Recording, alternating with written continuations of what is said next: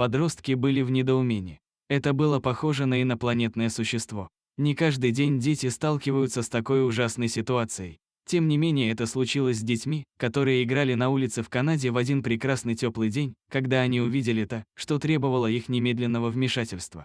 Непонятное живое существо, по-видимому, было покрыто пеной, но оно могло с трудом передвигаться. Однако дети боялись худшего, что, возможно, животное, каким-то образом застрявшее в монтажной пене, могло умереть, если бы они оперативно не вызвали надлежащие органы по спасению животных, которые и сделали все, чтобы спасти жизнь животного. Но была проблема для группы добрых канадских подростков. Они любили животных, но понятия не имели, с каким существом они имеют здесь дело. Это могла быть как маленькая собака или кот.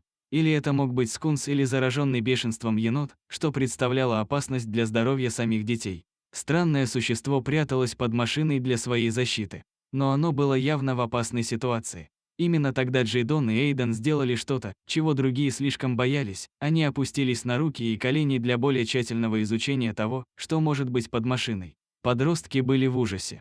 Это было похоже на монстра из голливудского фильма. Но потом они увидели, что это не ужасное существо, а грустное животное, цепляющееся за жизнь изо всех сил. Они хотели помочь существу, которое было облито монтажной пеной, прежде чем оно высохло. Но они не знали, с чего начать, поскольку существо едва могло двигаться. Они пытались выманить животное из-под машины едой. Это не сработало. Поэтому им пришлось все-таки залезть под машину и осторожно вытащить существо из-под автомобиля. Тем временем Джейдон нашел коробку. Они положили в него пенистое существо, а затем позвонили семье Идана, чтобы узнать, что им делать дальше. Поскольку мать Идана была такой же большой любительницей животных, как и ее сын, она наказала своему сыну срочно спешить с этим существом в клинику для животных. Она знала, что они попытаются спасти жизнь существа, не выставляя счет семье. Вот так это животное оказалось под опекой добрых людей в Георгиевской ветеринарной клинике. Доктор Иган, ветеринар, приступил к работе.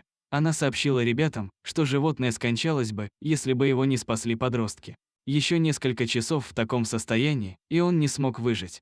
Доктор сделала животному успокаивающий укол, а затем начала поливать его спиртом, чтобы удалить пену с его меха. Это сработало. Наконец стало ясно, что это была не собака или кошка, а белка. Это заняло около часа. На коже бедной белочки частями не осталось меха, и она была в ссадинах, но в итоге четвероногая выглядела не так уж и плохо, сказал доктор Иган. Когда белка проснулась, она была не очень подвижной и казалась очень уставшей. Поскольку животное было в приемлемой форме после таких испытаний, доктор Иган решил, что через несколько дней реабилитации в клинике белочка сможет набраться сил и ее можно будет выпустить в природу.